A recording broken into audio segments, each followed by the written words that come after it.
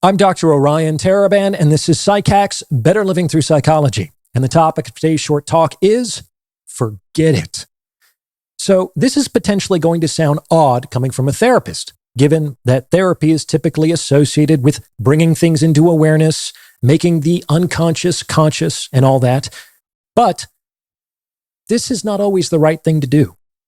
Look, we all go through moments in life that are painful, that are marked by suffering. Some of these moments are very intense and can alter the course of our lives irrevocably.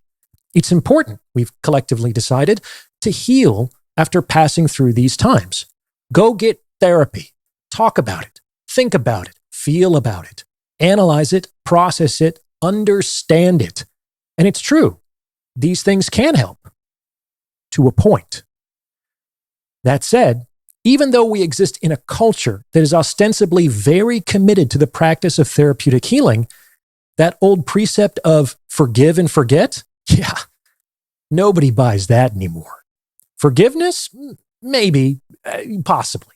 Remember, forgiveness is not about the other person. Forgiveness is an emotional survival strategy by which we release our heart from hatred and resentment for the sake of our future. Maybe I can learn to forgive what happened to me. But forget? Absolutely not. Are you nuts? In fact, the whole business model of the therapeutic industry is opposed to this because, after all, if you forget, you can't really keep talking and processing and analyzing what happened, can you? In point of fact, the ability to forget is a blessing. It's a blessing that we're equipped with the capacity to forget, which protects us from being overwhelmed by irrelevant detail and/or paralyzing emotion. However, forgetting terrifies a lot of people. They believe that if they were to forget what happened to them, then they would be vulnerable to its recurrence. The fear of re-experiencing the pain precludes forgetting. And this kind of makes sense, right? It's like forewarned is forearmed. That said, this refusal to forget, often accompanied by willful practice recollection, can only take you so far. I hate to tell you this, but an inability to forget will prevent full emotional healing, and it will likely close you off from the highest experiences in life. This is because the inability to forget keeps people in a chronic state of hypervigilance for evidence that the pain is coming back. At worst, this is entirely ineffective. Like, bad things can still happen even if we're trying to prevent them. And at best, it succeeds in staving off a repetition at the cost of constant psychic attunement to the feared outcome. This approach to life, if persisted in, can become a kind of character armor. Armor can protect and defend, but it can also stifle and suffocate. There is a time to process your pain and run the tape on what happened. That's one of the best uses of a therapist. However, if you've been processing and analyzing for years, I don't think it's helping. At this point, going to a therapist is like picking a scab over and over and over again. The wound will never heal that way, and paradoxically, it won't heal because you're constantly trying to heal it. Remember, focus is like a magnifying glass. Whatever you focus on gets bigger. And if you're routinely focusing on the pain and suffering of your past, then those experiences will absolutely get bigger in your life.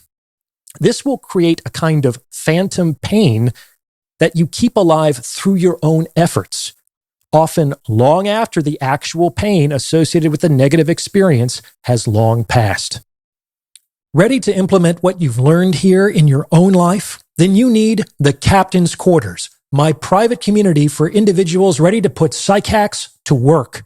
Participate in my live group consultation calls, where I apply the principles you've followed for years to your own unique circumstances in real time. Your problems, my solutions. Attend AMAs with notable guests, access an unlisted archive of community content, receive discounts on individual consultations, and much, much more. So if you're ready to ascend to your captaincy, or you just want to hear all the stuff I can't say on YouTube, then the Captain's Quarters is for you. Hope to see you on board. So, what do we do about this? In my opinion, one of the best ways to go through life, with all its hard, sharp, and rough edges, is like a football quarterback. It's been said that good quarterbacks have very short memories. What does that mean? Well, imagine you take the snap and you're in the pocket looking for a receiver, and then, bam, you get absolutely ransacked by a 300-pound linebacker on your blind side. I mean, pads notwithstanding, that's probably harder than most people will ever be physically hit in their entire lives. But what's expected of the quarterback, if he's not terribly injured, is to get up, shake it off, and take the next snap. He forgets what just happened and moves on to the next play.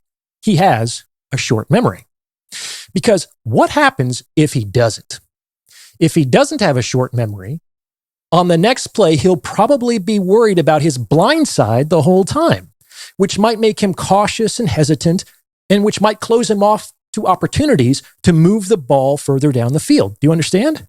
When he forgot about the previous play, it's not like he just has a convenient bout of amnesia. It's not like every detail of that experience completely left his mind. He might make a note of what happened, call for a change in the offensive line, and then move forward with the expectation that the next play is going to be different. Otherwise, frankly, he will become a liability both to himself and to his team, and he's unlikely to make much forward progress. Having a short memory is a good way to move through life, especially when it comes to relationships. There are lots of sharp corners in relationships. You can be disappointed, heartbroken, ghosted, cheated on, taken for granted, and so forth and so on. It's just like football. If you get the wind knocked out of you, you take a knee and you sit a couple plays out. However, once you're breathing okay, you get back on the field. You know, there's actually a direct correlation between how long it takes a person to re-engage with the associations surrounding a painful experience and the development of a traumatic syndrome. On some level, it's wise to get back on the horse that bucked you, because getting back on the horse is the behavioral signal to your limbic system that you are not afraid. On the other hand, avoiding the horse is the behavioral signal to your limbic system that you are afraid. And the longer you avoid the horse and ruminate on your pain, the more likely you're going to develop a traumatic syndrome. This is why, at best, therapy is always ever a preparation for action, because it's action that actually heals the nervous system. It's also what moves you on to the highest levels of experience. Take the overarching lesson from the second book of the Divine Comedy, Purgatorio. The spirits on Mount Purgatory are sinners, but they're repentant. They've been sitting with the memories of their lives for hundreds and hundreds of years. They would, of course, like to be invited up to heaven, but they can't ascend while they still have the memory of their pain. Like, they literally wouldn't be able to experience paradise even if it were right in front of them, while their minds were full of the suffering of their pasts. So, what's the solution? After all the processing and contrition and repentance, once a spirit becomes purified and can ascend to heaven, the last thing he does before entering paradise is drink from the fountain of Lethe, which is the fountain of forgetfulness. These spirits then forget the sins that they've repented forever. Forever. Because how could it be otherwise? Could they really experience the ecstasies of heaven and the presence of the divine host if they were thinking the whole time about how they were wronged here on earth? Absolutely not. Certain emotions are antithetical to each other. They can't both exist at the same time. And you can't feel peace and joy while you're simultaneously feeling anger and resentment. The lesson here is that in order to enter into the highest domains of existence, we have to be willing to completely surrender our pain, which is only completely possible when we forget it. And this, of course, is often only possible if we forgive it, which is made much easier when we understand it. So that's like the healing process in a nutshell. We understand in order to forgive, in order to forget.